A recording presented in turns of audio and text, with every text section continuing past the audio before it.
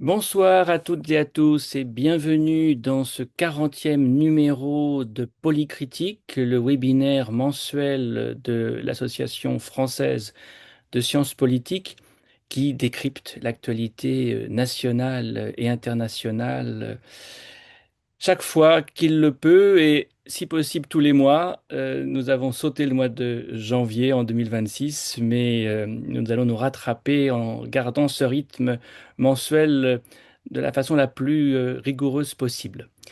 Alors aujourd'hui, nous décryptons une actualité un peu différente de ce que nous avons l'habitude de faire, car ce n'est pas une question de sciences politiques ou de sciences sociales même que nous posons, c'est une question plus générale, la question des moyens dont disposent les sciences en France, moyens humains, moyens financiers, à l'heure bien sûr où le budget qui vient d'être voté, et c'est l'une des raisons du retard de ce webinaire, c'est que nous attendions le budget. Il est arrivé et il n'est pas de la meilleure eau, pour prendre une formule, si j'ose dire, hum, idiomatique. Alors pour étudier cela, pour comprendre cela, nous avons la chance d'avoir aujourd'hui parmi nous cinq intervenants qui vont, dans l'ordre que je vais maintenant indiquer, eh bien, éclairer le sujet chacun et chacune à sa façon. Julien Gossa, d'abord, maître de conférence à l'Université de Strasbourg et rattaché au laboratoire SAGE, Société au pluriel, acteur, gouvernement en Europe, qui dressera l'état des lieux. C'est lui qui, effectivement, nous dressera le paysage. Après quoi, nous aurons la chance d'accueillir quatre intervenants et intervenantes qui viennent cette semaine de rendre public un rapport dont ils nous présenteront l'archéologie, la fabrique. Je n'en dis pas plus, c'est du teasing. Et dans l'ordre, pour présenter ce rapport, c'est Pauline Pucciarelli, ingénieure des mines à Paris et à Paris PSL, docteur en économie et bientôt postdoctorante aussi aux mines et à l'Institut TTI 5, qui présentera en premier, mais elle sera suivie de près par Paul Robineau, ingénieur UTT, docteur en nanobiophotonik et chercheur postdoctoral en impacts environnementaux au CNRS et à l'Université de Lille. Et j'en profite pour remercier Paul d'avoir été la cheville ouvrière de cette seconde moitié de notre webinaire ce soir. Après une présentation plus générale, donc, par les deux intervenants que je viens de citer, de cette convention et de ce rapport, nous braquerons le projecteur sur le chapitre 1 et le chapitre 3 du dit rapport. Pour le chapitre 1, Ayed Ben Salah Pigeon, docteur en neurosciences, qui est passée par l'ANR et qui est aujourd'hui formatrice et consultante sur les questions de financement de la recherche scientifique, ça tombe bien. Et Yves Mercadier, docteur en informatique, chercheur en sciences, en intelligence artificielle, pardon, appliquée à la santé à l'Université de Montpellier. Voilà, un casting nouveau pour notre webinaire parce qu'il s'ouvre à des disciplines nouvelles et puis sur des questions, encore une fois, qui sont non pas de l'ordre des enjeux politiques, mais d'un enjeu beaucoup plus, je dirais, transversal, concernant les sciences, la connaissance, la recherche et les moyens qu'on y met. Pour connaître les moyens qu'on y met, Julien, tu vas pouvoir partager ton écran et nous présenter une série de données statistiques que tu as collectées comme tu nous en as déjà fait partager certaines. C'est à toi. Oui, bonsoir tout le monde. Merci beaucoup Christophe pour l'introduction. Alors oui, je vais vous faire un état des lieux qui plane un petit peu haut sur le moment qu'on est en train de traverser et le budget. Alors euh, donc ma première partie s'appelle Budget de l'ESR entre insincérité et improvisation. Et alors mon idée ici, c'est de vous expliquer pourquoi je ne vais pas vous donner trop de chiffres trop précis sur le budget de cette année.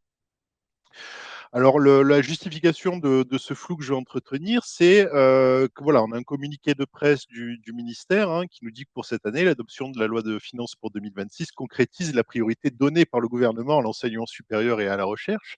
Et la même semaine, on a un article de France Info qui nous annonce que 100% des universités ont voté un budget en déficit, une première.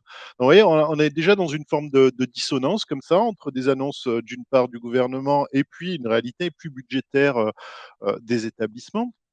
Et cette dissonance, en fait, elle se retrouve tout au long des exercices budgétaires, en tout cas sous les mandats présidentiels de Monsieur Macron. Alors, typiquement, le gros symbole de toute cette politique, c'est la loi de programmation pluriannuelle de la recherche, la LPR, la LPPR, selon comment on l'appelle, qui a annoncé une trajectoire sans précédent de 25 milliards d'euros sur 10 ans. Donc ça, c'était il y a 5 ans, à peine.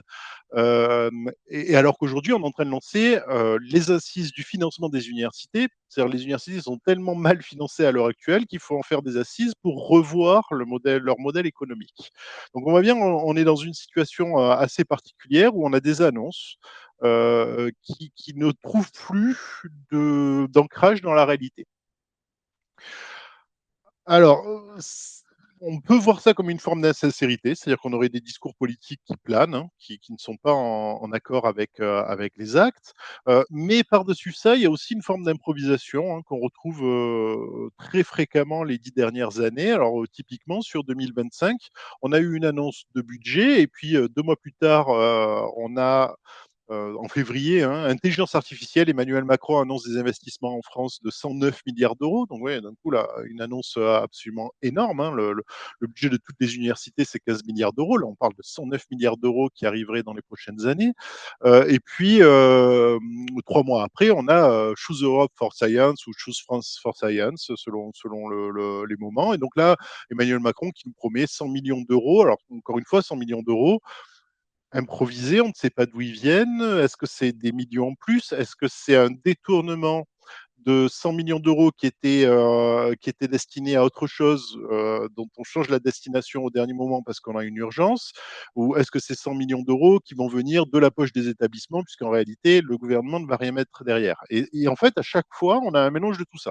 C'est-à-dire qu'à chaque fois, on a un mélange d'argent qui arrive en plus, qui est décidé au milieu de l'année, d'argent qui est prélevé sur des comptes qui avaient des destinations précises à la base et donc on abandonne autre chose et d'argent qui viennent directement des établissements. Donc typiquement sur les 100 millions d'euros, il y en a au moins la moitié qui viennent directement des caisses des établissements et qui sont en fait pas du tout de l'argent décidé par l'État, mais un prélèvement sur du fonctionnement normal des établissements.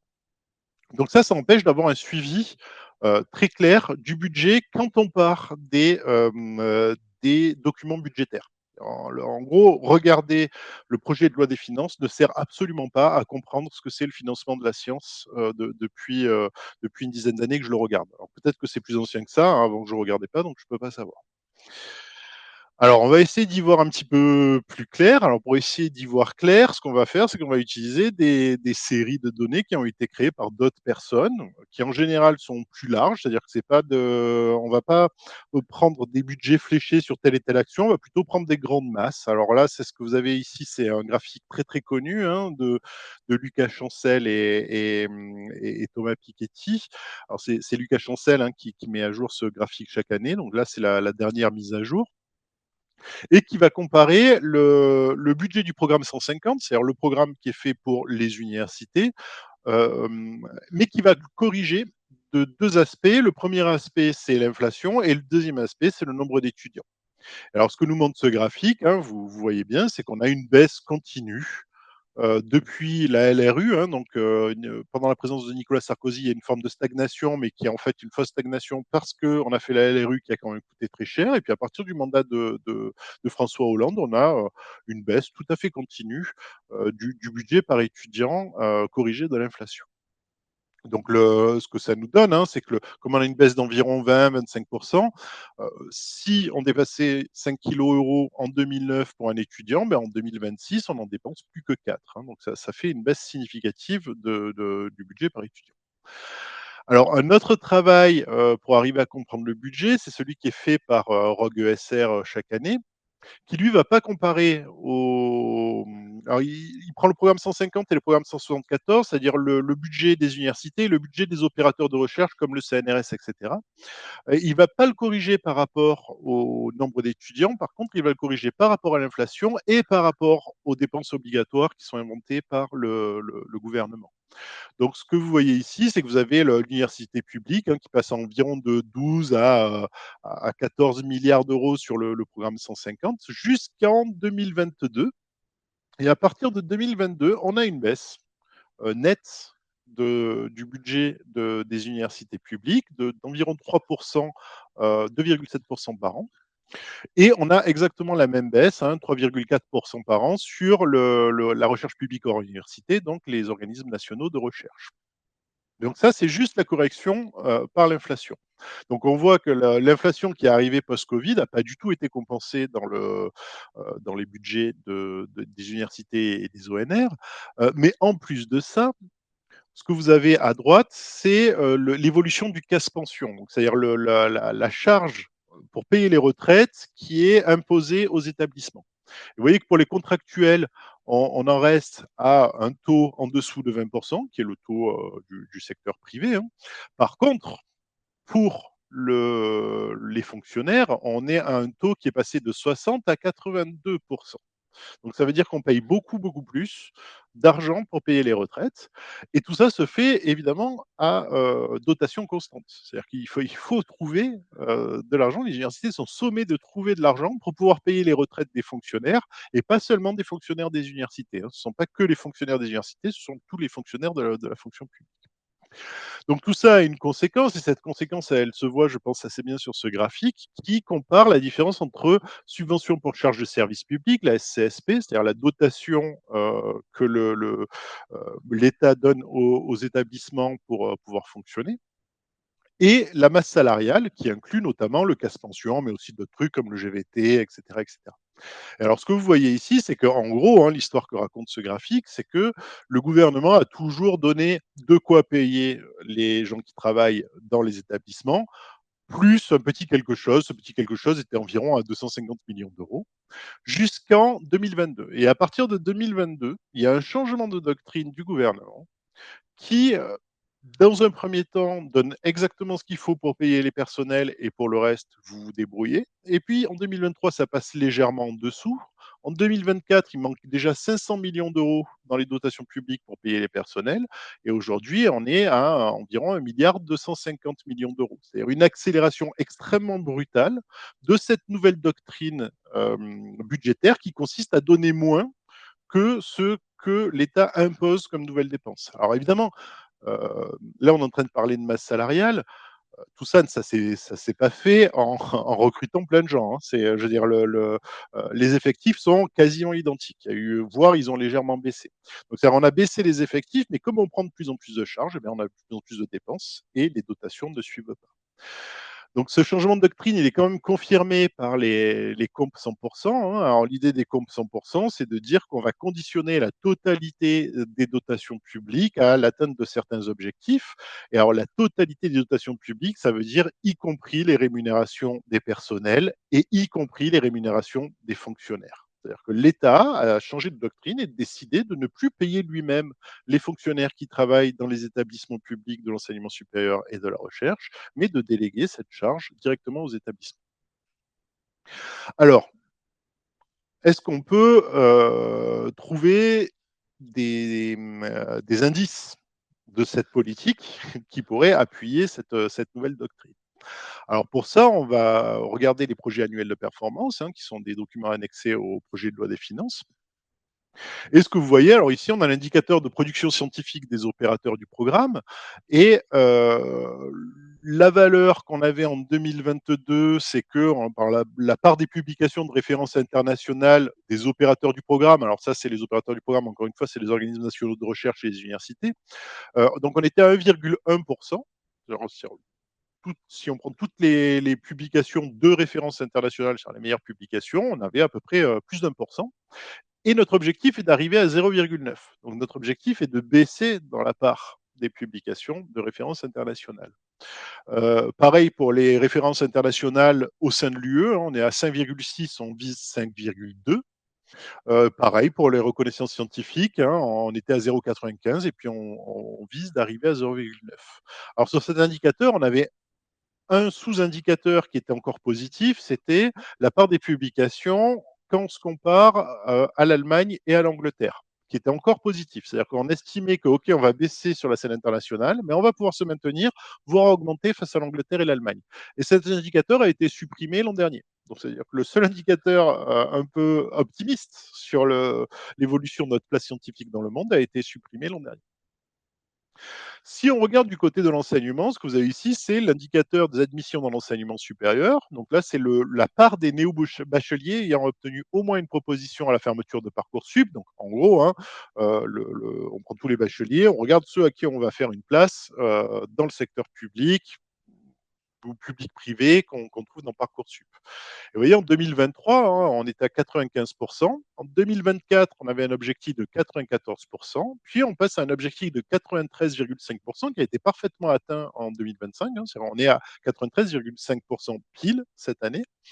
Et on vise 93%. C'est-à-dire que là aussi, on vise une décroissance de notre système d'enseignement supérieur, pas seulement en raison de la démographie, mais en raison d'une volonté politique qui est moins de poursuite d'études. Alors, là, vous voyez, on commence à avoir un tableau qui est assez clair. C'est-à-dire que si on vise, qu'on a pour objectif de baisser dans la part de publications internationales en termes de sciences, et puis qu'on a pour objectif de baisser le nombre de jeunes qui font des études supérieures, y compris en taux, alors évidemment, l'université et l'enseignement supérieur et la recherche n'apparaissent plus comme des investissements d'avenir sur lesquels il faut miser, mais plutôt comme une charge qu'il faut limiter. Alors pourquoi? Est-ce qu'on est capable de comprendre un petit peu pourquoi on aurait un changement de doctrine comme ça sur l'enseignement supérieur et la recherche qui ferait qu'on passe d'un investissement d'avenir, qui est un petit peu la façon dont on le voit historiquement, au moins depuis après-guerre, à une simple charge budgétaire qu'il faudrait réduire à tout prix. Alors, on a cette vision du monde, ça c'est le taux d'engagement dans l'enseignement supérieur, donc c'est-à-dire que c'est la part de jeunes qui font des études supérieures. Et on a cette vision du monde qui serait les États-Unis extrêmement en avance. Donc effectivement, les États-Unis ont 100 ans d'avance sur nous par rapport à la massification éducative. L'Europe, alors la Russie, évidemment, la Russie, il faut faire attention parce que les chiffres russes sont toujours un petit peu compliqués, mais la Russie qui serait aussi extrêmement en avance, et puis l'Europe, évidemment, qui est massifiée, hein, qui a créé ses universités, qui a créé ses écoles, où il y a de plus en plus de gens qui font des études supérieures, plus de la moitié, et l'Australie. Donc ça, c'est une vision en taux d'engagement. Mais si on fait une vision en nombre absolu d'engagés, c'est-à-dire qu'on ne regarde plus la proportion de jeunes qui font des études supérieures, mais le nombre de jeunes qui font des études supérieures et qui donc vont occuper plus tard des emplois qui sont scientifiques ou d'ingénieurs, en tout cas de haut niveau de qualification, bien alors là, ce qu'on observe, c'est que la France disparaît complètement. Les pays européens, pris indépendamment, n'ont aucune forme d'existence en termes de nombre de scientifiques, de nombre d'ingénieurs. Là, ce qui prend le dessus immédiatement, ça va être l'Inde et la Chine. L'Inde et la Chine, c'est quand même les deux additionnés, c'est un quart de la population mondiale. Quand ils commencent leur massification éducative, ça va très très vite en nombre de scientifiques.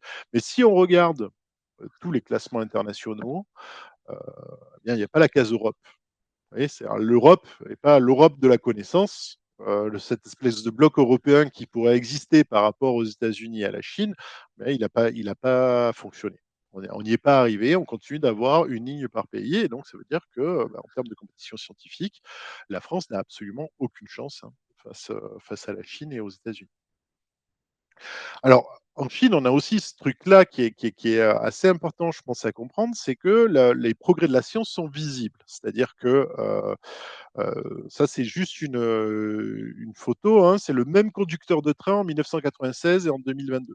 C'est-à-dire que la Chine est en pleine expansion scientifique de la même ampleur, peut-être même plus que ce que nous, on a vécu après-guerre, ce qui veut dire que la population voit les conséquences directes de l'investissement dans la science. Alors que nous, c'est vrai que, bon, On investit beaucoup dans la science, mais au quotidien, cet investissement n'est pas visible. Donc ça change très probablement la vision qu'ont la population et les décideurs de ce que c'est que l'investissement dans la science et la science. Et puis, on a une illusion. On a une illusion souvent dans l'enseignement supérieur qui est que comme on a plein d'étudiants et pas beaucoup de moyens, il y aurait une augmentation du nombre d'étudiants, donc on sera encore en massification éducative. Donc ça, c'est la vision qu'on a à l'heure actuelle, hein. Vous voyez, à partir de l'an 2000, on a une augmentation de 15% du nombre d'étudiants. On passe de 1,4 million à 1,6 million dans les universités. En réalité, si on dézoome un petit peu, c'est-à-dire qu'au lieu de regarder depuis l'an 2000, ben, on regarde depuis 1900, on voit bien qu'on a trois régimes. On a un régime pré-massification jusqu'en 1950, et puis on a un régime de massification éducative qui s'installe entre 1950 et 1995, et ensuite on a un régime de stagnation éducative, c'est-à-dire qu'on n'augmente plus la proportion de jeunes qui va dans l'enseignement supérieur. On a simplement une évolution démographique qui est due à l'an 2000. C'est-à-dire à l'an 2000, les gens se sont mis à faire plein d'enfants, ça fait plus d'enfants, donc ça augmente le volume des jeunes qui font des études supérieures, mais la dynamique de massification éducative est cassée. Et cette dynamique va doublement se casser, puisque maintenant, on va rentrer dans une attrition démographique, hein, on rentre en dénatalité. Là, on est à peu près à ce niveau-là, hein, c'est-à-dire que les jeunes qui viennent de rentrer dans l'enseignement supérieur, ben, ils sont nés en 2006-2007. Et puis, vous voyez qu'on est au début d'une stagnation démographique sur un pic. Et à partir de 2029, c'est demain, hein, le nombre de jeunes qui rentrent à l'université va commencer à s'effondrer. Et à partir de 2033, hein, c'est ici, ouais, en 2033, on amorce une chute et on amorce une chute définitive. Donc, c'est-à-dire que là, c'est certain, il va y avoir une baisse énorme du nombre d'étudiants en France, donc une baisse aussi du nombre de scientifiques à moyen terme. Et donc, à partir de là, bah, investir dans l'enseignement supérieur et la recherche, alors que de toute façon, on va avoir moins de jeunes qui veulent faire des études scientifiques, bah, ça devient discutable. Donc, en conclusion de tout ça, je vous invite à lire, en plus bien sûr du rapport de la Convention, un rapport très très étonnant de l'EUA, l'association des universités européennes, qui est plutôt un lobby, un think tank assez conservateur, on va dire, hein. C'est-à-dire qu'ils sont pour l'autonomie, ils sont pour la recherche de ressources propres, et ils sont pas trop pour faire bouger le bateau trop fort.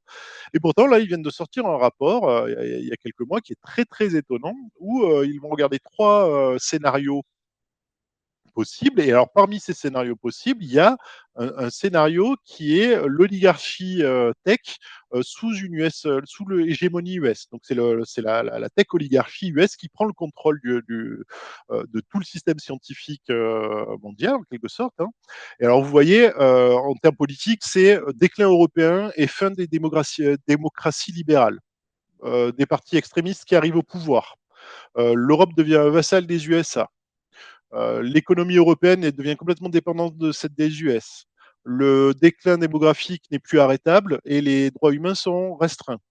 La technologie nous vient uniquement des USA et évidemment, on ne peut pas arrêter le changement climatique qui va nous péter au visage.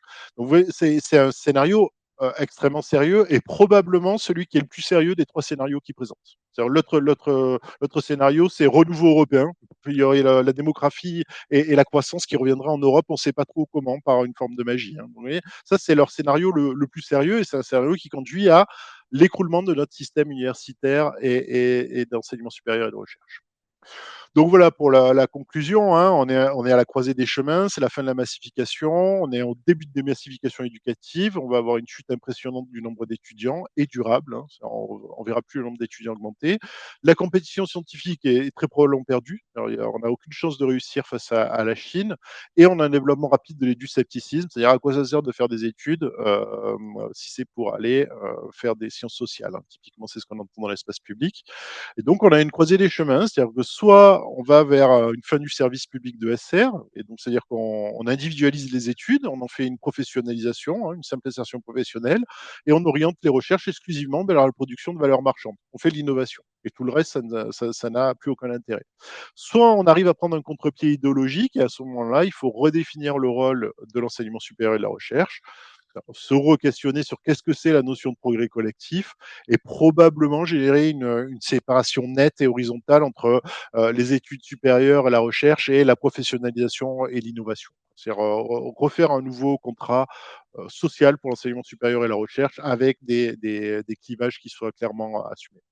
Je vous remercie pour votre attention. J'espère ne pas avoir été trop long et je vous laisse la suite. Merci beaucoup, Julien.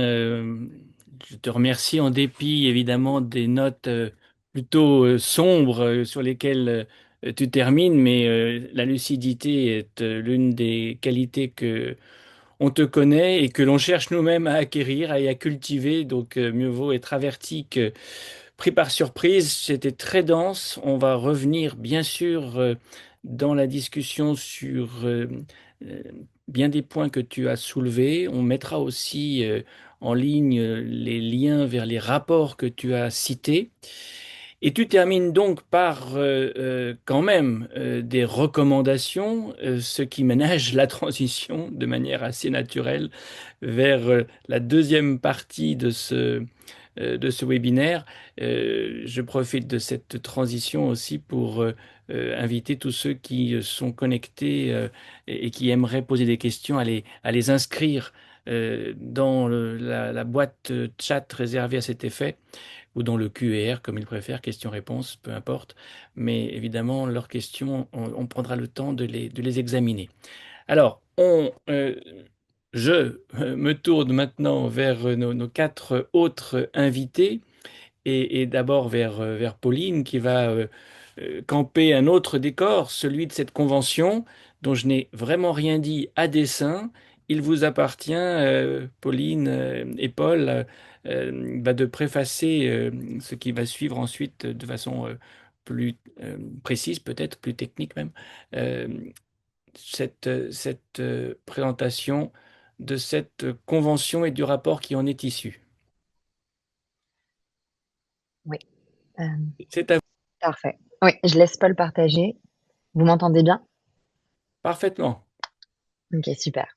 Donc oui, aujourd'hui, on va vous présenter ce projet donc de convention scientifique. Donc ce projet, il est parti d'un constat finalement enfin, ce qu'on considère comme être un dysfonctionnement au sein de l'écosystème scientifique, mais aussi dans son articulation avec les institutions et la société, et aussi d'une insatisfaction finalement de la place des connaissances scientifiques et de la démarche scientifique dans le débat public. Et donc, avec une dizaine de membres du comité docteur d'IESF, donc de l'Association des ingénieurs et scientifiques de France, nous avons décidé donc de traiter cette problématique et ce à travers trois thématiques principales que nous avons identifiées. Donc, le processus de production des connaissances, la médiation des savoirs et la réception donc des connaissances scientifiques par la société civile. Et donc, à partir de ces thématiques, on a élaboré donc deux problématiques centrales. Comment organiser la réception et la médiation des résultats scientifiques dans la société et quelle organisation de la production des connaissances permet cette réception et médiation. Et donc, pour traiter ce sujet, nous avons décidé d'adopter une démarche de convention, donc un format de convention, ce qui s'inscrit également dans la dynamique déjà adoptée par l'IESF, car elle avait lancé donc en 2023 une convention scientifique étudiante pour la décarbonation de l'hydrogène. Et en parallèle de cette convention scientifique sur les connaissances, une autre convention a également été lancée, donc cette fois-ci sur la décarbonation du béton. Et donc, avant d'aller plus dans le détail sur notre projet, sur notre convention, je vais rappeler dans les grandes lignes ce qu'est une convention. Donc, c'est un processus délibératif qui réunit des personnes en général tirées au sort afin d'élaborer des recommandations pour répondre à une thématique ou à une question posée. Donc, on peut penser par exemple à la Convention citoyenne pour le climat, dont l'objectif était donc d'élaborer des recommandations afin de réduire l'empreinte carbone de la France, ou plus récemment la Convention sur la fin de vie, donc dont l'objectif était d'élaborer des recommandations afin de répondre à la question de comment mieux mourir en France. Et donc en général, les participants et participantes à ces conventions se réunissent sur des sessions en présentiel où ils vont et elles vont assister à des interventions d'experts et expertes et aussi vont avoir des temps d'échange afin finalement de proposer les recommandations qui sont en général votées à la fin du processus. Donc maintenant, si on va regarder de plus dans le détail notre convention à nous. Ici, vous pouvez voir donc le diagramme de la gouvernance de notre convention. Et donc, au centre, vous voyez le comité de pilotage. Donc, ce comité de pilotage, il est composé de 9 bénévoles. Donc, ce sont les 9 membres du comité docteur d'IESF dont je parlais précédemment, qui ont des profils disciplinaires assez variés. Donc, on pourrait y revenir plus tard dans les questions si vous le souhaitez. Et donc, c'est vraiment avec donc ces 8 autres membres du comité docteur que nous avons décidé de lancer cette convention. Et je pense que c'est important de rappeler que ça ne vient pas d'une commande des pouvoirs publics, c'est vraiment quelque chose de spontané. Et c'est ça qui a conduit à plus d'1 an et demi de travail bénévole de notre part. Et donc, dans cette convention, donc le comité de pilotage a eu une place assez importante, ce qui est aussi dû à des contraintes financières assez fortes. Et donc, on a par exemple élaboré le programme, on a recherché les partenaires, on s'est aussi occupé de toute la partie logistique, aussi du suivi financier et environnemental de la convention. Après, évidemment, on n'était pas seul dans ce projet et on a eu la chance d'être accompagné par un comité de garantes et garants dont le but était d'assurer finalement l'indépendance des travaux, mais aussi la rigueur méthodologique et la qualité des processus délibératifs. Et donc, on a eu la chance d'avoir quatre garantes et garants qui nous ont suivis tout le long du projet. Ensuite, au sein donc du comité de gouvernance, on va aussi retrouver les partenaires, sans qui rien n'aurait été possible, car ils nous ont apporté un soutien aussi bien financier, logistique, mais aussi scientifique.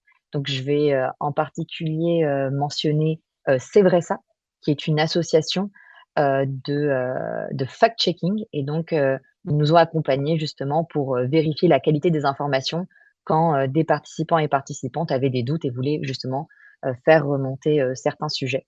Et donc, Sevresa nous ont accompagnés tout au long du projet. Et finalement, peut-être la partie la plus importante, c'est le panel de participants et participantes, donc qui ont eu comme objectif d'élaborer les recommandations pour répondre aux 2 problématiques présentées plus haut. Donc, ce panel, finalement, il fait vraiment la particularité de notre convention, car il n'est composé que de docteurs ou doctorantes et doctorants. Et donc, c'est en ça que notre convention n'est pas une convention citoyenne à proprement parler, parce qu'une convention citoyenne, le panel est censé représenter l'ensemble de la population française. Donc, c'est pour cela que notre convention est dite une convention scientifique. Et donc, c'est un critère qui répondait à des contraintes principalement financières, mais qui répond aussi au périmètre d'action d'IESF.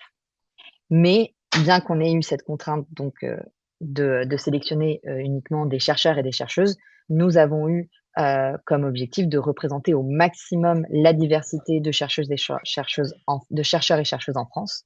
Et donc, les 50 personnes ont été tirées au sort selon des différents critères de sélection. Donc, on a essayé de garantir une parité de genre et ensuite d'avoir une diversité la plus large possible en termes de section CNU, donc de disciplines traitées, mais aussi de localisation géographique et d'expérience professionnelle. Donc là, dans les graphiques que vous pouvez voir, en transparence, vous voyez la répartition des candidatures que l'on a reçues. Et en foncé, ce sont finalement les répartitions des personnes qui ont été sélectionnées pour participer à la convention. Donc, ces participants et ces participantes, ils se sont retrouvés en présentiel sur 4 week-ends. Donc à l'UPEC, donc à l'IEP de Fontainebleau, à Chambéry aux Arts et Métiers, à l'UTT, donc à l'Université technologique de Troyes, et également à Nantes, donc entre Centrale Nantes et Nantes Université. Donc là, vous pouvez voir qu'on a vraiment voulu décentraliser au maximum l'initiative pour avoir un réel ancrage territorial. Et donc, au cours de ces différentes sessions, les participants et participantes ont pu assister à différentes interventions de différents expertes et experts de différents milieux, aussi bien donc issus de la recherche, mais aussi du monde médiatique et politique. Et ces différentes sessions en présentiel ont également été complétées par des webinaires où l'on cherchait également à répondre aux besoins des participants et participantes qui nous faisaient remonter parfois des envies d'intervention. Et donc, c'est aussi à ça qu'a permis de répondre ces différents webinaires. Et donc, évidemment, la dernière session donc, qui a lieu à Nantes a permis de voter les différentes recommandations qui se trouvent dans le rapport, qui est accessible en ligne. Il me semble que le lien est dans la conversation. Je pense, Paul, tu peux passer à la slide suivante. Donc voilà, il y a un point aussi qui nous paraît vraiment important à souligner, c'est que ce projet, il repose presque exclusivement sur un engagement bénévole. Donc aussi bien tous les participants et participantes, mais également le comité de pilotage, les garants-garantes et tous les intervenants et intervenantes, aussi bien sur les webinaires que sur les week-ends en présentiel. Et on a aussi eu la chance d'avoir quelques bénévoles ponctuels qui nous ont vraiment aidés tout au long du processus. Donc nous avons essayé de quantifier cela en termes financiers. Donc c'est l'estimation que vous pouvez voir donc dans les carrés bleus. Donc c'est un coût qui n'est pas négligeable. Et nous avons également fait un suivi environnemental de la convention. Donc nous avons calculé l'empreinte carbone de la convention.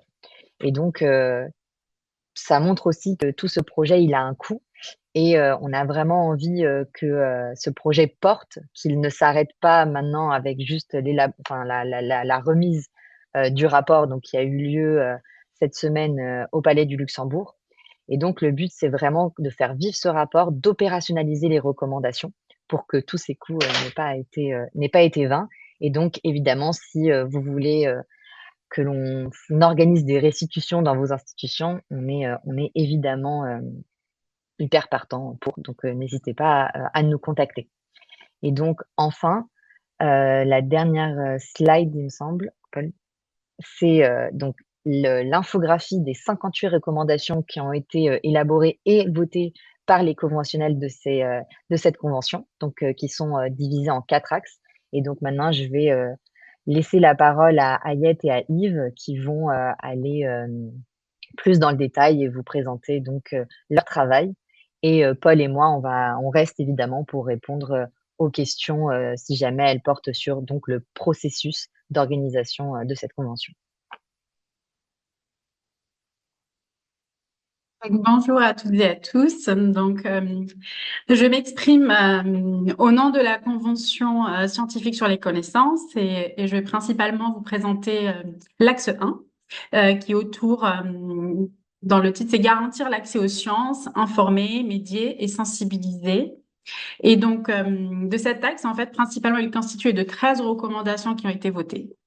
Et donc, ce qui est ressorti principalement sur ces axes, c'est que face aux défis majeurs que traversent nos sociétés, nous affirmons que les sciences constituent un levier essentiel d'analyse et d'éclairage de l'action publique en vue de construire des solutions durables.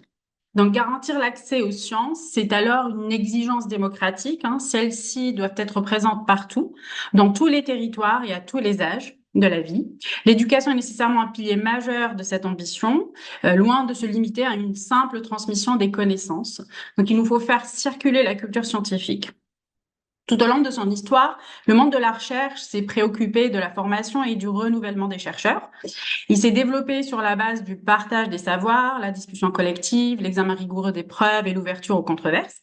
Donc, ces valeurs sont parfaitement alignées avec l'idéal éducatif et démocratique d'une citoyenneté éclairée.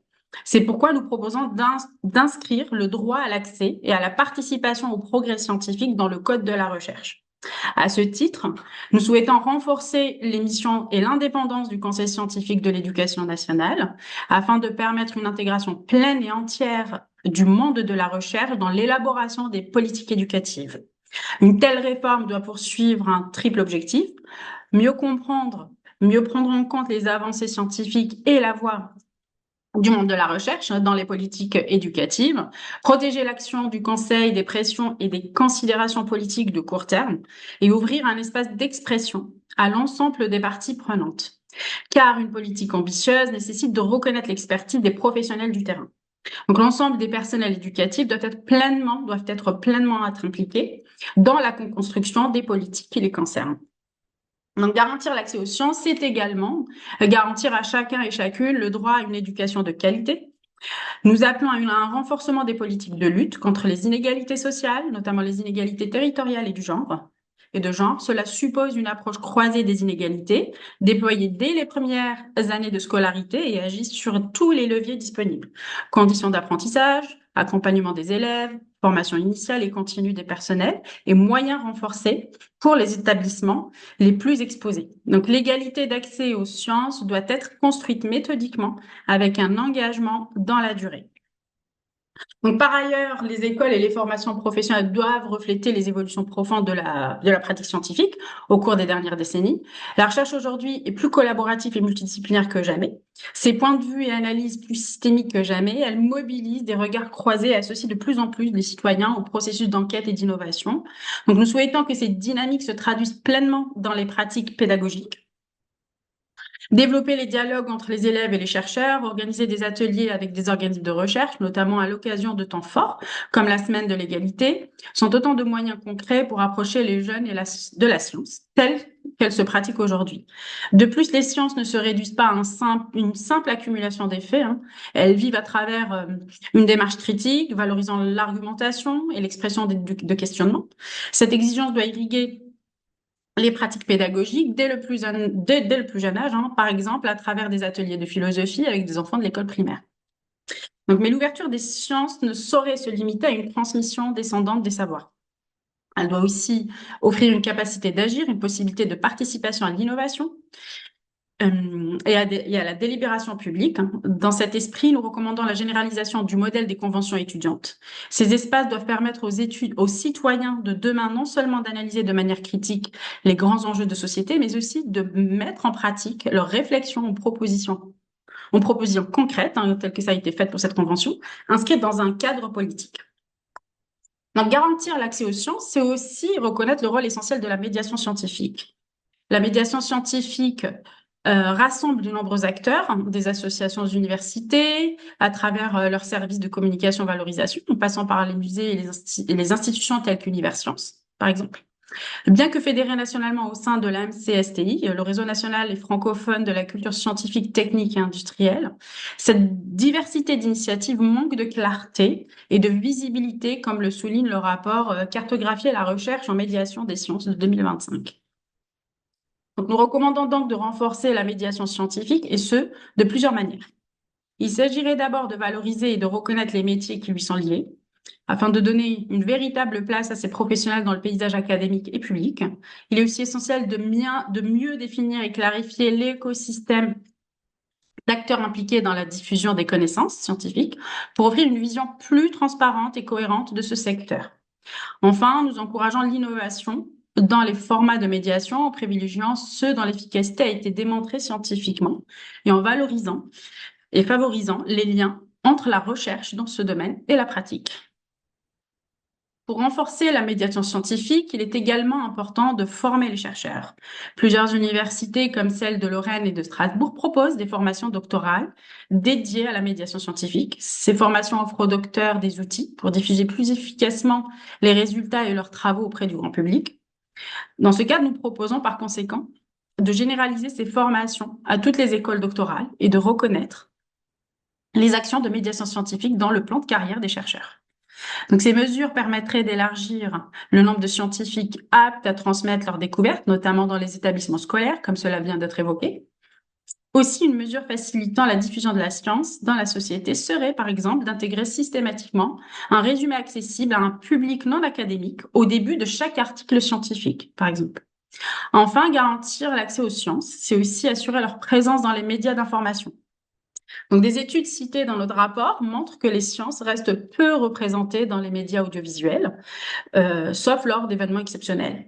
Pour y remédier, une mesure ambitieuse serait d'instaurer un quota de diffusion de contenu scientifique dans les médias d'information.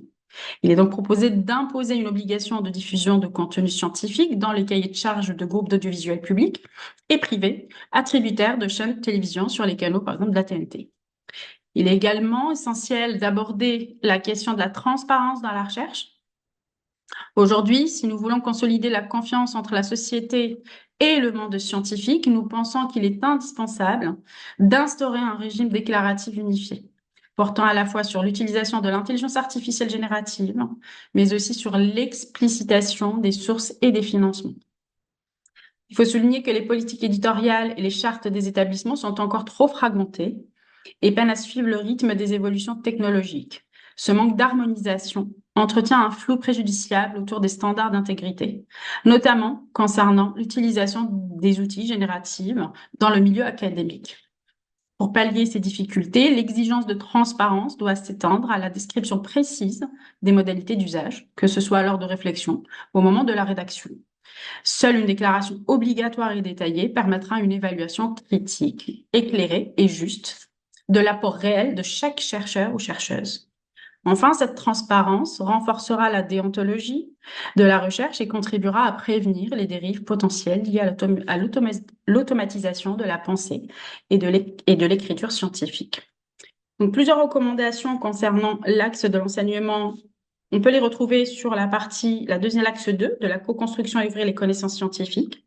Donc, de la recommandation 16 jusqu'à la 27, mais également dans l'axe 4, de la recommandation 49 jusqu'à la recommandation 57. Ça, c'est vraiment pour ouvrir le panel des recommandations sur cet axe-là. Et donc, voilà en ce qui concerne ces parties-là, et je laisse la parole à Yves. Merci Ayette. Bonjour à tous et à toutes. Je vais commencer mon intervention pour présenter l'axe 3 par reprendre un petit peu la présentation qu'a fait Pauline sur la structure et l'organisation de la convention. Moi, ce que je retiendrai quand même, c'est qu'on a assisté à une convention où toute l'organisation était tournée vers les chercheurs. Et l'idée, c'était quand même de donner la parole à tout le monde et de donner la parole à tout le monde de façon organisée. C'est-à-dire que l'organisation a été respectueuse des chercheurs. Elle a écouté les chercheurs, elle a écouté ce qu'ils avaient à dire et elle a fait attention aux chercheurs. Comment on va dire ça, elle a protégé les chercheurs, les gens qui prenaient la parole, et notamment, elle a fait très attention à donner la parole à des gens qui ont un peu de mal à s'exprimer. Donc, en fait, l'organisation de cette convention, moi, je la vois un petit peu comme un objet à part où les gens qui ont eu la chance d'être tirés au sort ont pu s'exprimer vraiment en totale liberté. Et quand je parle de totale liberté, je veux dire qu'on ne s'est pas posé de barrière quant aux problématiques extérieures. C'est-à-dire qu'on s'est simplement réunis sous le COPIL, c'est-à-dire avec l'organisation, et on s'est posé les questions, qu'est-ce qui pourrait améliorer la science? Mais évidemment, on n'a pas, on ne s'est pas limité à dire oui, mais si je propose ceci, on ne pourra pas le mettre en œuvre. C'est-à-dire que, en gros, on ne s'est pas posé la question de la mise en œuvre de nos recommandations. Et donc ça a donné une liberté de ton, ça a donné quelque chose qui, à mon sens, est extrêmement intéressant. C'est-à-dire que ça a amené à une variation des recommandations et on va dire, à une échelle des recommandations qui peut être très différente.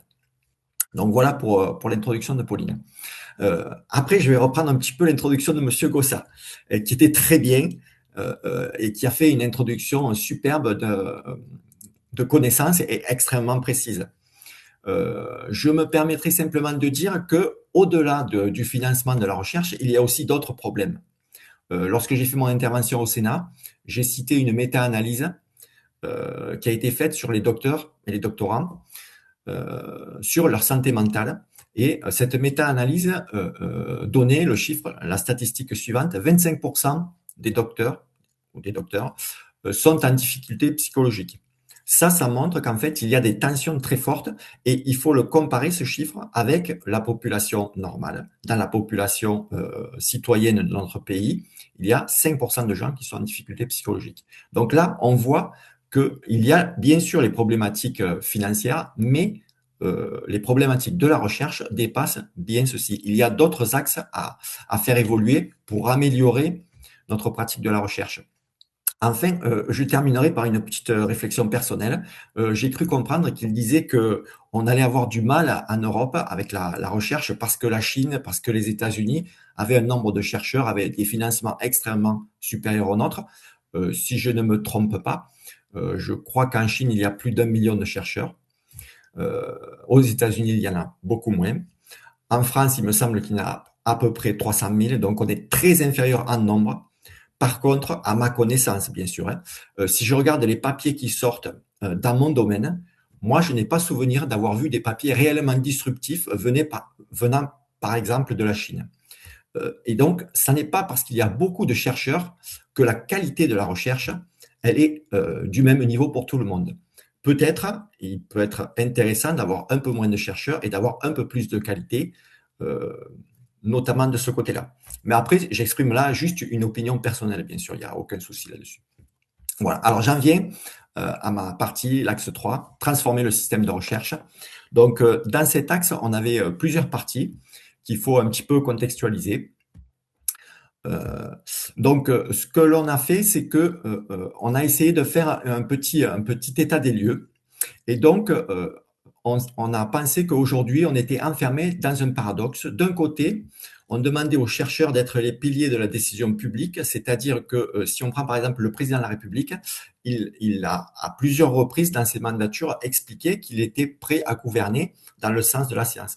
Et typiquement, on peut prendre l'exemple de la crise du Covid, où au niveau de l'État, on a mis un comité scientifique de haut niveau pour aider les politiques publiques lors de la crise. D'un autre côté, le système, il est étouffé sur la culture de la performance individuelle, c'est-à-dire qu'on va demander aux chercheurs d'avoir des performances très importantes sans forcément avoir les moyens. Donc, le premier axe de notre réflexion, ça a été de redéfinir l'excellence scientifique. C'était dans la recommandation 30. L'excellence est aujourd'hui prisonnière de métriques comptables, nombre de publications ou classement de Shanghai. Cette pression favorise une science rapide au détriment de la profondeur. Nous proposons de redéfinir l'excellence comme une capacité collective, c'est-à-dire ne plus noter les chercheurs uniquement par leurs actions personnelles, mais de façon collective. Il est urgent d'intégrer des critères valorisant l'utilité sociale de l'investissement des scientifiques dans le débat public. C'est la recommandation 29.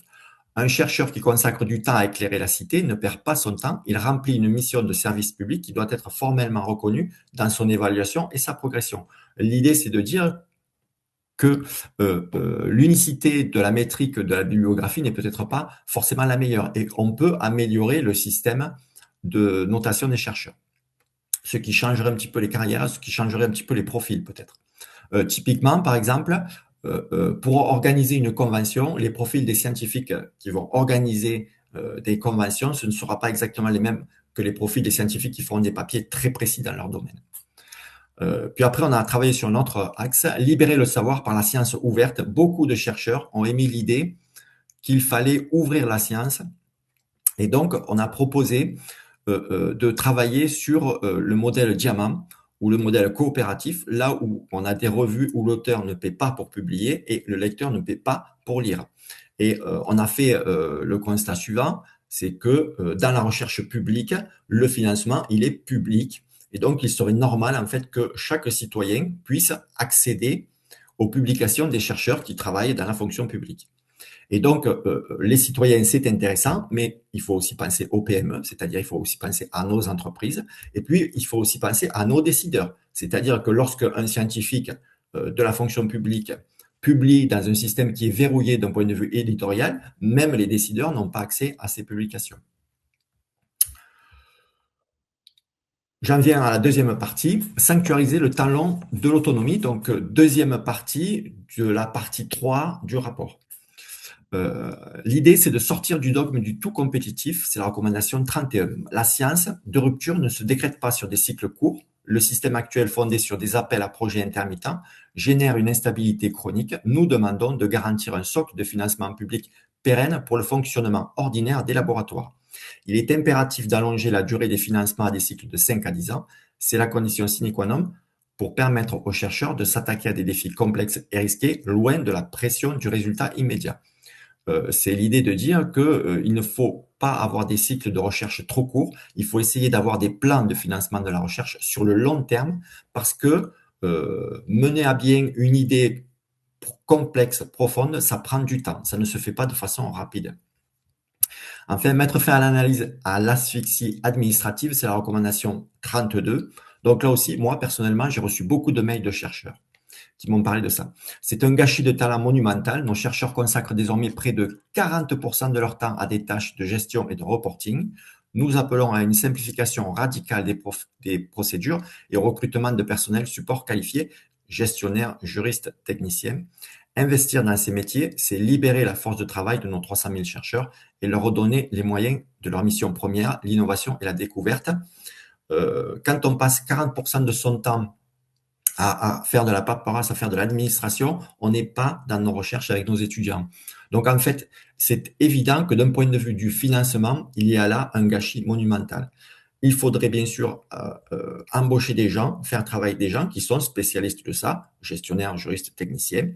La problématique, par exemple, c'est de ramener ça à un rapport sur l'emploi scientifique ou sur un emploi, sur une progression totale de l'emploi des scientifiques. On s'aperçoit qu'en fait, le nombre de personnel d'appui est en train de diminuer. Et donc, en fait, si le volume global de scientifiques augmente très légèrement, en fait, on n'a plus les personnels d'appui pour travailler correctement. C'est une chose à travailler.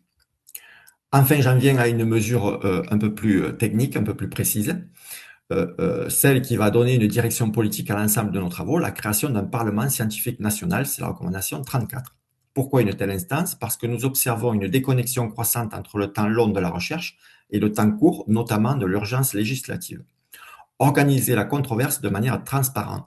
Le PSN, Parlement scientifique national, ne serait pas un simple comité d'experts de plus, mais une autorité indépendante de médiation stratégique. Sa mission serait de confronter des points de vue et de cartographier les incertitudes scientifiques pour vous offrir des options claires et exploitables.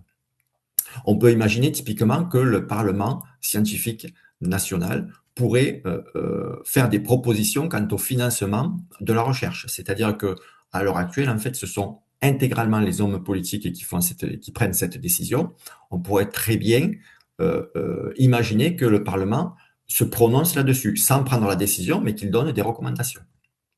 Puis, faire un pont entre la science et la décision publique. Il ne s'agit pas de substituer le savoir au pouvoir, mais d'armer le politique face à la complexité des crises climatiques, sanitaires, énergétiques. Ce Parlement permettrait d'anticiper au lieu de subir, en garantissant que la loi est éclairée par les faits, sans conflit d'intérêts. C'est la condition essentielle pour restaurer la confiance des citoyens dans la parole publique. L'idée de ce Parlement, ce serait qu'il produise des rapports, ce serait qu'il produise des recommandations, ce serait un Parlement qui parlerait, c'est-à-dire des scientifiques qui parleraient entre eux et qui pourraient donner une position commune. Alors vous allez me dire, bien sûr, il existe les sociétés savantes qui font déjà ça, mais un Parlement, en fait, il va être élu. C'est-à-dire que ce Parlement scientifique, il serait sur deux piliers. Ce serait une élection de scientifiques pour porter la parole des scientifiques. Voilà. Et ça pourrait être une recommandation qui aurait un impact si elle pouvait être mise en œuvre. Voilà, j'en ai fini pour ma partie. Merci beaucoup à vous toutes et tous. Je ne sais pas si tout le monde peut revenir avec sa caméra, ce serait plus facile pour animer la discussion. Voilà, merci beaucoup. On a maintenant une petite demi-heure devant nous pour échanger et j'invite à nouveau ceux qui vous ont écouté à surtout utiliser le chat ou l'autre boîte questions-réponses pour poser leurs questions. Moi, je vais lancer le débat. Alors, en commençant pour espérer structurer ainsi la conversation, en commençant par les aspects purement financiers, je vais poser quelques questions aux uns et aux autres euh, que vous pourrez ensuite reprendre. Euh, Julien, il y a deux questions qui me sont venues en t'écoutant. L'une concerne ces fameuses assises, dont j'aimerais quand même qu'on reparle si on peut, parce qu'effectivement, elles viennent un peu contredire les annonces antérieures, ou même d'ailleurs postérieures. Bon, quel était l'agenda? Quel est l'agenda? Quel est l'objectif, pour autant qu'on le sache, et quelles sont les conclusions? Plus important quand même, euh, un autre point financier qui m'est venu en t'écoutant, c'est la fameuse euh, question des réserves des universités. Puisqu'en fait, on nous dit souvent, eh bien, l'État ne compense plus parce que les universités ont les moyens, ont la trésorerie qu'il faut. Et ça, c'est, je pense, une des argumentations, un des arguments qui mérite qu'on le revisite. Ça, c'est pour l'aspect purement financier. Alors, euh, c'est lié, c'est pas uniquement financier, mais c'est lié la démographie. Est-ce que tu ne penses pas que on est en train finalement d'anticiper et de faire les coupes budgétaires qui finiront par être adaptés à partir de 2029? C'est-à-dire qu'en fait, on a une espèce d'anticipation budgétaire par rapport à une logique qui est en fait assez malthusienne, mais que tu décris très bien d'ailleurs, puisque tout est à la baisse, hein. Donc on est dans du malthusianisme, mais un malthusianisme qui va finir par être justifié dès lors que les demandes, notamment le nombre d'étudiants, seront moindres. Alors, ces questions, je les transpose aux contributeurs et organisateurs de la convention pour... alors d'abord, j'ai lu tout ce rapport et ces 50 et quelques recommandations qui sont vraiment intéressantes et vous en avez sélectionné quelques-unes qui sont parmi d'ailleurs les plus intéressantes. Ce Parlement des sciences, par exemple, hein, qui est très stimulant comme idée. D'autres idées qui sont plus directement liées à la question financière m'amène à vous poser une question. L'idée qu'il faut que les cycles de financement s'allongent de manière à ce qu'on retrouve une stabilité, un socle financier, c'est ce qu'on avait. C'était ce qu'on avait. C'est exactement ce qu'on avait. C'était, quand j'ai rejoint le CNRS en 91, les crédits de laboratoire qui permettaient de faire fonctionner le laboratoire indépendamment des projets de recherche. Avoir davantage de personnel en soutien des chercheurs, hein, des fonctions support, c'est aussi ce qu'on avait. C'était les fameux ITA, alors là pour encore une fois me référer au CNRS, qui sont en voie de disparition. Donc on se voit dans une situation où les recommandations que vous faites sont en vérité, pour certaines d'entre elles, hein, certaines sont très novatrices, et l'idée du Parlement est très novatrice. Mais d'autres sont en fait des tentatives pour ramener les ressources dont nous ne disposons plus. Et là, la question qui m'est venue immédiatement, c'est peut-on chiffrer, peut-on chiffrer ce que ça représenterait que de revenir à ce dont nous disposions de ces deux points de vue qui sont essentiels, des crédits de fonctionnement dans les laboratoires, du personnel de soutien à la recherche, des fameux ITA, et ça vaut pour le CNRS, pour tous les organismes publics, hein. Où est-ce que chiffrer devient impossible? Quelle a été votre attitude vis-à-vis du chiffrage? Est-ce que vous l'avez délibérément écarté pour ne pas vous sentir bridé par cette donnée financière? Ou est-ce que c'est tellement compliqué à faire que vous avez dû renoncer? Les deux sont peut-être vrais d'ailleurs, hein, mais voilà, ça fait un ensemble de questions et je vous propose qu'on refasse un tour d'écran en donnant la parole d'abord à Julien, qui en plus de ça a été interpellé par Yves. Alors peut-être qu'il va vouloir aussi répondre sur un autre sujet, mais si tu veux bien attendre cette question de la relation à l'international, j'en ferai volontiers un deuxième temps de notre conversation parce que elle est effectivement très intéressante et elle est un peu différente. Merci beaucoup Yves. Ben, merci effectivement Yves pour toutes ces remarques. Alors Je prétends pas du tout avoir un travail qui est exhaustif, hein. Moi, je regarde les données et effectivement, la santé mentale, j'ai mon intuition dessus et je vois quelques données dessus, mais c'est pas mon expertise, quoi. Voilà, c'est pas mon expertise. Euh, alors, je pourrais répondre plus ou moins longuement sur les assises et les réserves, etc., hein, parce qu'il y a plein de choses à dire. Je pense qu'on va plutôt prendre un petit peu de recul et recalibrer la question précisément avec ce que représente cette convention citoyenne. C'est-à-dire que ces assises excluent de fait toutes les questions idéologiques qu'il faudrait se poser et exclut en particulier la question fondamentale qui est pourquoi voulons-nous un enseignement supérieur, pourquoi voulons-nous faire de la recherche. Et à partir du moment où on exclut ces questions-là, à un moment où la réponse n'est pas du tout évidente, c'est-à-dire que en fait, la réponse a jamais été aussi peu évidente de toute notre histoire récente, on va dire, hein, c'est-à-dire à partir du 19e, 20e siècle. Avant, c'était assez clair, on voulait qualifier notre population, on voulait créer des connaissances nouvelles pour avoir du progrès dans la société et pour avoir de la croissance économique. Aujourd'hui, il y a plus rien de tout ça qui tient. Donc ça veut dire qu'on n'a plus, les réponses d'avant ne fonctionnent plus.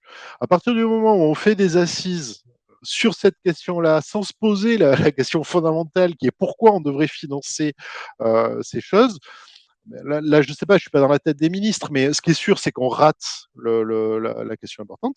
Ce qui est sûr aussi, c'est qu'on va arriver à des réponses qui n'en sont pas, puisqu'elles ne répondent pas à la seule question qu'on se pose. Et évidemment, si on était plus cynique que moi, on pourrait se dire que c'est parce que si on commence à se poser ces questions-là, alors on va arriver à des réponses qui sont tout à fait différentes de celles qu'on a préparées à l'avance.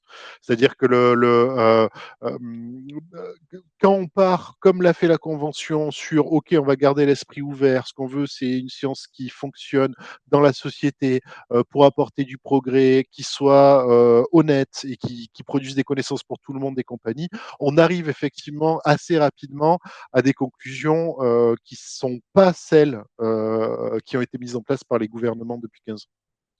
Qui sont effectivement, ah bon, ok, ben, on a foiré l'excellence, donc il faut arrêter. Ok, ça sert à rien de se castagner sur l'IA avec la Chine et les GAFAM. On n'y arrivera pas.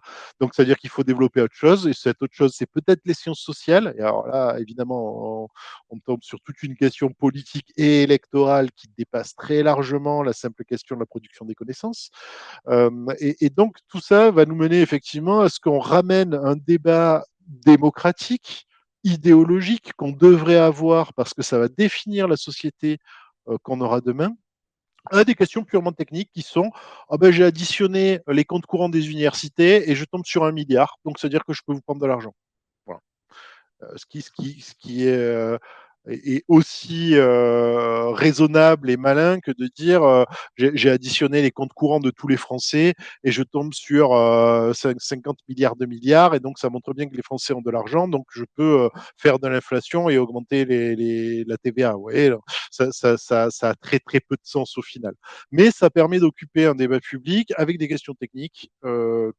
Voilà, et donc d'éviter d'aborder peut-être des questions auxquelles la Convention justement s'est confrontée et arrive à des réponses plus intéressantes. Voilà un peu ce que j'ai à dire sur cette question. Merci, merci beaucoup, parce qu'effectivement, tu poses la question du sens, hein. Quel est le sens d'un investissement dans les sciences? Et c'est une question qui n'est plus guère posée par nos autorités. Et c'est la question, par contre, que la Convention a posée. Alors, justement, je me retourne vers vous quatre et, et vos commentaires et vos réponses sont les bienvenus dans l'ordre que vous voulez. Je ne sais pas qui souhaite intervenir en premier. Paul, peut-être, qui n'a pas encore dit quoi que ce soit, ou presque. Oui, bah moi je pourrais faire rapidement que effectivement nous on s'est au départ quand on a voulu lancer la convention c'était plus une interrogation effectivement de principe en fait sur la manière dont les sciences existaient dans le débat public et toutes les sciences quelle que soit la discipline dont on parle et c'est aussi ce qui a motivé en fait le choix de la manière de faire une convention en tout cas quelque chose qui se rapproche autant que possible du modèle des conventions comme l'a expliqué Pauline, avec certaines limites dans la mise en œuvre de la première phase, en tout cas jusqu'ici, c'est-à-dire la construction d'un rapport, mais qui lui-même est quand même déjà issu d'une forme de délibération rationnelle entre des gens justement différents, de passifs historiques, culturels liés à leur discipline, qui vont ou a priori, on pourrait se dire justement que les de différentes disciplines vont mener à des confrontations assez importantes, idéologiques, justement, sur la place que les sciences devraient avoir en société. Et ce qu'on a observé, ce qu'on peut observer en fait à travers le rapport, quelque part, c'est un effet de ce type de dispositif, c'est que la plupart des recommandations ont un taux d'adhésion général et qu'on donne en toute transparence dans le rapport qui est très élevé. Et donc ce processus de délibération aussi, il fabrique une forme de consensus entre les participants sur le temps long de la délibération. Et pour donner un ordre de grandeur quantifié. Donc voilà, au final, sur le vote, sur les 59, enfin sur les 60 qui avaient été 59 qui ont été proposés au vote, il n'y en a eu qu'une seule qui a été rejetée, et essentiellement pas par rejet explicite, mais par neutralité, c'est-à-dire absence d'enthousiasme. Et ensuite, si on avait et le taux d'adoption était à 50% de favorables et très favorables, en prenant en compte les neutres. Donc déjà, c'est un taux qui est dévié en défaveur des favorables et très favorables dans le décompte. Donc celles qui ont été validées sont d'autant plus, comment dire, validées par l'ensemble du panel. Et si on avait monté le taux d'acceptation aux 2 tiers, par exemple, comme ça s'est fait dans la Convention citoyenne sur le climat, il y aurait eu 3 recommandations en plus sur les 58, enfin sur les 59 qui auraient été rejetées. Et pour en fait arriver à ne serait-ce que 10 recommandations rejetées, il faut monter le taux, le seuil d'acceptation à 85% de favorables et très favorables. Et donc là, à 50% de seuil favorable, la très grande majorité des recommandations, en fait, ont été construites par cette délibération qui a de facto fabriqué un consensus interdisciplinaire sur, ok, bah nous, idéologiquement, justement, pour reprendre les termes de Julien, à quoi on arrive sur ces questions-là après ces 4 mois de délibération, etc. Et du coup, ça donne un support, qui est ce rapport, pour porter la discussion et l'ouvrir au-delà d'ailleurs des scientifiques à proprement parler, pour le mettre en discussion, parce que c'est pas un point d'arrêt, mais c'est le résultat de ce travail-là. Et maintenant, par la suite, il s'agit de le faire vivre et de le faire discuter, réfuter, approfondir partout où on peut. Voilà pour moi. Oui, votre processus est effectivement ce que Jürgen Habermas recommande pour que la démocratie vive vraiment. Il n'y a rien de tel que la délibération. Alors, sur le chiffrage, est-ce que vous auriez une réponse à nous apporter? Là, on parle de méthode à nouveau, hein, mais c'est important d'avoir une idée de, de pourquoi ne pas chercher à chiffrer. Ou avoir cherché et pas réussi, je ne sais pas.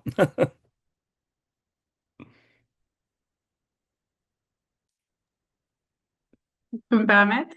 Alors Oui, moi, bien je sûr. pense que c'est à titre personnel, hein, c'est pas ce qui est ressorti de la convention, mais je pense que c'est une question. Moi, j'ai réfléchi un petit peu parce que je me suis dit si on chiffre tout ce qui va se passer, ça a un coût, mais qui est juste phénoménal, mais dont on n'a pas les moyens de se le permettre concrètement. Si on parle de manière objective, hein, on remet les choses dans le contexte international que Julien a bien présenté. Que c'est complexe. La question qui s'est un petit peu discutée par moment, c'était comment on peut remobiliser nos sources de financement à l'échelle stratégique, c'est-à-dire en amont, très très en amont, et pouvoir après les redistribuer, voilà, aux universités, ainsi de suite. Est-ce que ça c'est possible? La question de la faisabilité de ce projet est-elle réellement possible ou pas? Donc ça c'est assez complexe. Ou une autre question qui, justement, la convention ressort, c'est ce sens, hein, le pourquoi, dont Julien aussi a parlé. Et ce sens-là, justement, la convention le porte, mais la question, c'est ce sens, comment peut-il se positionner sur une sphère financière stratégique de la recherche à l'échelle internationale? Donc, Julien a donné une piste sur les sciences sociales en général. Ça peut être autre chose aussi, globalement, on ne sait pas. C'est ouvert à discussion hein, en général. Mais la question aussi, c'est que, par exemple, les systèmes de projets, comme tel que l'ANR, par exemple, les financements de la recherche par projet, c'est quelque chose qui a été établi pour une standardisation internationale. Donc la question, c'est est-ce qu'on porte une voix qui, à mon sens, et ça me concerne que moi, est assez complexe de faire marche arrière, de dire, bon, ben, nous, on change nos standards et on reste plus dans des standards internationaux, ou à ce moment-là, amener quelque chose de nouveau, novateur, je ne sais pas par quel moyen, je n'ai pas la réponse à cette question, et de pouvoir l'associer au sens et de pouvoir se positionner dessus et l'assumer. Voilà. Donc, moi, c'est comme ça que j'ai vu les choses, je les ai traversées à travers cette convention. Merci beaucoup. Vous posez une question que moi je me suis posée plusieurs fois parce que j'ai suffisamment, hélas, de bouteilles pour faire la comparaison entre la recherche qu'on faisait avant et ce qu'on peut appeler maintenant la recherche sur projet. La recherche sur projet, c'est quelque chose d'assez récent. C'est quelque chose qui a 15-20 ans. Et la recherche qu'on faisait avant était-elle moins bonne que la recherche sur projet? Jamais l'évaluation de ce point de vue-là n'a été tentée Mhm. et ce serait une des pistes qu'on pourrait envisager, mais bon, ce serait un autre débat sans doute intéressant à suivre, mais je ne veux pas le lancer maintenant. Est-ce qu'il y a d'autres réponses ou remarques de votre côté avant qu'on ne passe, il nous reste 10 minutes à Oui, juste deux mots. Yves? Alors, voilà. Alors, je vais dire que je suis tout à fait d'accord avec Monsieur Gossa. C'est-à-dire que c'est un choix de société. Savoir quel est le budget de la science, en fait. Est-ce qu'on l'augmente? Est-ce qu'on le diminue? Est-ce qu'on met l'argent dans la science ou est-ce qu'on le met dans une autre activité? C'est à la société de le décider. Ça n'est pas forcément aux hommes politiques de le décider. On est en démocratie. On élu, on fait l'élection des hommes politiques pour nous représenter. On espère qu'ils suivent notre point de vue, mais ça n'a rien d'évident. Moi, je pense que c'est un choix qui doit être fait par la société entière. C'est-à-dire, est-ce qu'on met l'argent dans la science? Est-ce qu'on le met dans l'armée? Est-ce qu'on le met dans la santé? Est-ce qu'on met l'argent dans la retraite, par exemple? C'est un choix de société. C'est à nous de le décider. Voilà. Oui, Euh, sachant qu'il faut que oui, l'offre politique en fasse un de ces axes. Sinon, évidemment, si personne ne propose de voter pour la science, on ne pourra que s'abstenir. Mais bon, c'est une tout à parenthèse. fait. Alors, personnellement, moi, je rajouterai juste un petit mot. Je dirais pourquoi faire de la science? Parce que ça ne s'arrête jamais. C'est-à-dire que le progrès de la connaissance humaine, en fait, ça ne s'arrête pas. Si nous, on s'arrête, les autres à côté de nous ne s'arrêteront pas. Et typiquement, dans la compétition internationale, sans parler d'économie, on ne sera pas une société qui sera à la pointe de l'humanité. On va reculer comme on est en train de démarrer le momentum, je dirais. Voilà. Alors, vous ménagez la transition vers les deux dernières questions que je voulais vous poser. La première de ces deux dernières questions, c'est justement cette dimension internationale que Julien a abordée, qui effectivement donne un peu le vertige quand même, hein. Mais il faut garder la tête froide. Est-ce que on ne va pas avoir des vases communicants qui feront en sorte que la nature ayant horreur du vide, le besoin de scientifiques que nous ressentirons en Europe sera comblé en un sens par des scientifiques venus d'ailleurs. Aujourd'hui, 50% des gens qui font un PhD aux États-Unis ne sont pas nés aux États-Unis. Qu'est-ce qui fait que l'Europe ne pourrait pas être aussi le lieu d'accueil des scientifiques qui sont en si grand nombre, comme tu l'as dit, Julien, en Asie? Est-ce que c'est une question qui est taboue du fait de notre frilosité vis-à-vis des migrants? Est-ce que c'est au contraire parce qu'il n'y a pas d'intérêt de la part des scientifiques asiatiques pour venir en Europe? Comment est-ce que tu abordes cette question? Puis je pose la dernière aussi à nos amis de la Convention pour que la conclusion, pour que le dernier mot vienne d'eux. Vous avez utilisé le mot opérationnaliser, en voulant que ce rapport y vive et qu'il soit actif, enfin activé, opérationnalisé, c'est le mot que vous avez utilisé. Et donc que vous nous disiez quelles sont les étapes à venir, évidemment, serait très intéressant pour nous. Et ça peut être Pauline qui clôt la marche à ce moment-là. Mais Julien, sur le point précédent, quel est ton... un graphique.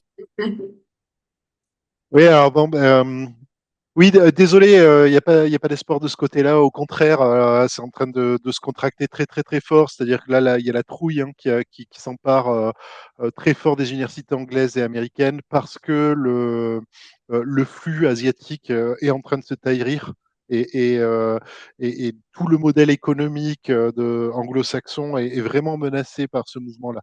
C'est-à-dire que, OK, il y a des mouvements qui sont dus au fait que les frontières se contractent en ce moment. Hein. Enfin, je veux dire, les visas sont de moins en moins ouverts. C'est de plus en plus dangereux de se déplacer. Hein. C'est-à-dire que faire un Erasmus en Ukraine, aujourd'hui, voilà, c'est plus compliqué qu'hier, typiquement.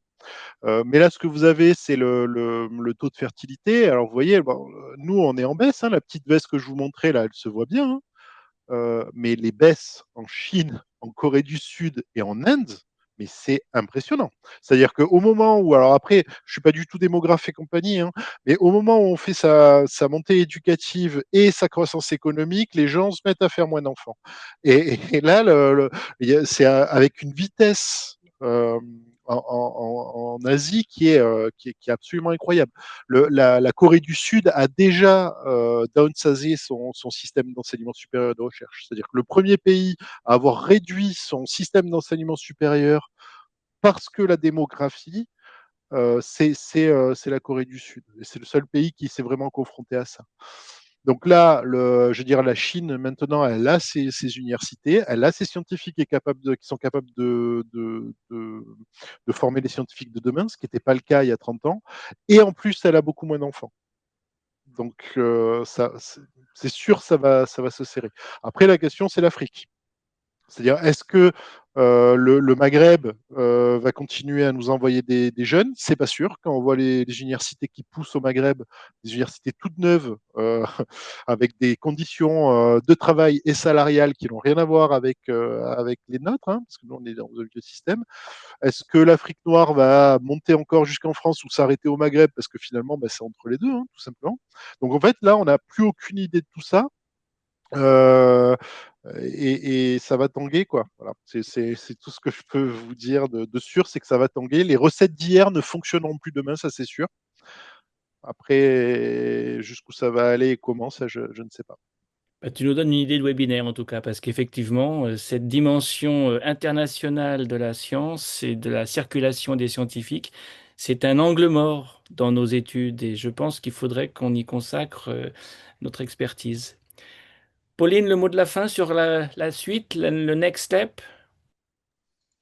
Oui, donc ça c'est vraiment important. Je suis contente que vous le souligniez. Ce n'est pas la fin du projet, mais c'est que la fin d'une première étape.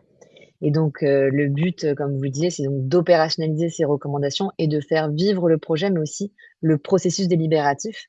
Donc les prochaines étapes, ça va être de mettre en place des restitutions de ces recommandations et de ce rapport sous la forme d'ateliers. Donc, nous avons pensé d'une part des ateliers où l'on mettrait les personnes dans une situation de processus délibératif pour finalement leur faire vivre ce qu'ont vécu les conventionnels et pour qu'ils comprennent finalement comment ils en sont arrivés à ces recommandations. Et un deuxième type d'atelier qui serait cette fois-ci concentré sur certaines recommandations et de voir comment ces recommandations pourraient être mises en place dans leurs institutions. Donc cela vise plutôt des institutions de recherche, des laboratoires de recherche. Et ensuite, il y a une autre phase qui s'intéresse davantage à des associations plutôt civiles, on va dire, notamment certaines qui sont en lien avec Civipédia, qui était l'un de nos partenaires. Et donc là, on va chercher justement à faire davantage le lien avec la société civile pour aussi qu'ils aient un droit de regard finalement sur ces recommandations parce qu'ils n'y ont pas participé et donc voir comment aussi ils peuvent se les approprier. Et donc voilà, ça, ce sont un peu les deux grandes perspectives que l'on a pour faire vivre ce rapport et le mettre en discussion, comme disait Paul également. Très bien. Alors, une autre cible, si j'ose dire, que vous pourriez viser, ce sont bien sûr euh, les sociétés savantes, Ouais. au-delà de la nôtre, hein, et vous avez un collège des sociétés savantes qui pourrait être un bon lieu d'incubation.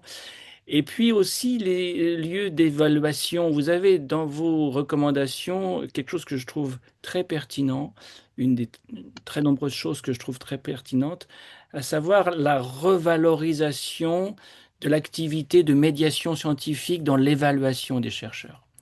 Et ça, je crois que pour le coup, il faut aller vers les sections, hein, les commissions du CNRS et d'autres, pour que ces questions-là percolent et et que l'on évalue plus autant ou plus seulement même hein, sur le rang de la revue où on publie ou le nom de l'éditeur où on publie. Bien sûr que c'est important. Mais jouer un rôle dans la société en tant que scientifique, c'est aussi important. Et c'est pas suffisamment valorisé à mes yeux. En tout cas, c'est une des choses que vous dites aussi. Donc c'est pour ça que je rebondis dessus.